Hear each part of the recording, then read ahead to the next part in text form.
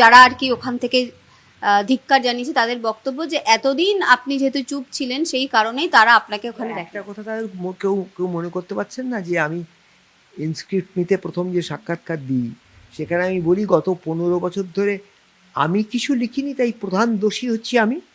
কিন্তু আমি বলেছি, আজকে আমার কথাটা তারা বলছেন। আমি বলার আগে যদি তারা বলতেন তাহলে আমি বুঝতে পারতাম, কিন্তু আমি বলেছি তো কথাটা, অর্থাৎ আমি নিজের নিজের অপরাধ কি তার স্বীকার করেছি, যে আমি বলিনি। আরেকটা জিনিস কি আপনি লক্ষ্য করেছেন, আপনারা কেউ ভেবে দেখেছেন 3 বছর আগে আমি সম্পূর্ণ মুদ্রণ জগৎ থেকে নিজেকে প্রত্যাহার করে নিয়েছি? সবাই জানে। আমি প্রত্যাহার করে নিয়েছি। কেন আমাকে প্রত্যাহার করতে হলো এটা কেউ কেউ তলিয়ে দেখেছেন? কেন করতে হলো? সে তো আমি একদিনে বলবো না। আমার এই যে ঘটনাক্রম যাবে, এগোবে, আর একটু একটু করে বোঝা যাবে যে কেন আমি সরে এসেছিলাম অতদিন আগেই। সমস্ত মুদ্রণ জগৎ থেকে নিজেকে প্রত্যাহার করেছিলাম যখন সব কাগজে আমার লেখা ছাপা হচ্ছে, সব পত্রিকা আমার, সমস্ত প্রকাশনা আমার লেখা ছাপছে, তখন নিজের লিফলেট বার করে বিনামূল্যে প্রত্যেকটা প্রকাশক, প্রত্যেকজন প্রকাশক এবং সম্পাদকের কাছে গিরিয়ে দিয়ে এসেছিলাম যে আমার কাছে আর লেখা চাইবেন না, আমি নতুন। আমি গতকালকেও লিখেছি। তার মানে কি কোনো রাজনৈতিক চাপ ছিল এতদিন?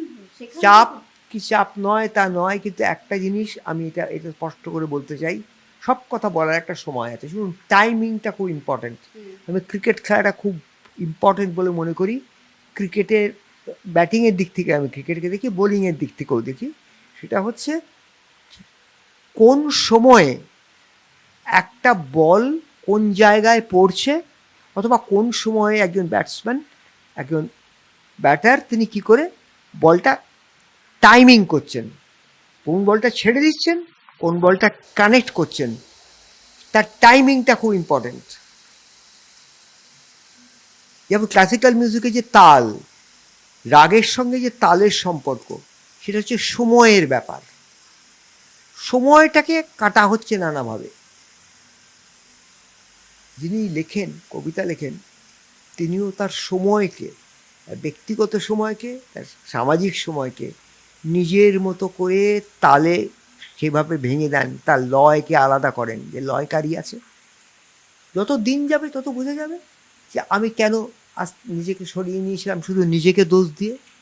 আমার কবিতা লেখা হয়নি, আমি কবিতা লিখতে পারিনি, তাই আমি কবিতা লেখা শেখার চেষ্টা করব বলে আমি মুদ্রণ জগৎ থেকে সরে যাচ্ছি। এখনও আমি সেই চেষ্টা করি, শেখার চেষ্টা করি, এটা ভুল নয়। আমার 2,500 কবিতা আছে, আমি আরও লিখেছি। যে তাতে আমার একজন খুব রবীন্দ্রসঙ্গীতজ্ঞ বন্ধু, তিনি বলেছিলেন, আপনি কি সংখ্যা দিয়ে কবিতা বিচার করেন? আমি, আমার মতো তিনি 59 বছর ধরে কবিতা লেখার চেষ্টা করছেন না, এবং তিনি কবিতাও লেখেন না, তিনি একথা আমায় বলেছিলেন, কারণ আমি তাকে কাছে আসতে দিয়েছিলাম। তা আরও যত দিন যাবে তত বোঝা যাবে। এবং স্বাস্থ্যক্ষেত্রে, চলচ্চিত্রের ক্ষেত্রে হুমকি প্রথা, হুমকি সংস্কৃতির প্রমাণ পাওয়া গিয়েছিল। একদিন এটাও প্রমাণ পাওয়া যাবে যে সাহিত্যক্ষেত্রেও হুমকি প্রথার প্রচলন ছিল। এটা একদিন খুব বড় একটা কথা বললেন, নতুন দিক। হুমকি প্রথার প্রচলন ছিল। আমি তা আটকাতে, তার প্রতিবাদ করতে আমার আয়ুক্ষয় করতে পারবো না, এবং অল্প বয়সীদের বাঁচাতে পারবো না। আপনি কি জানেন তসলিমার লেখা কারা পড়েন? আপনার ইন্টারভিউ লম্বা হয়ে যাবে বলে বলছিলাম।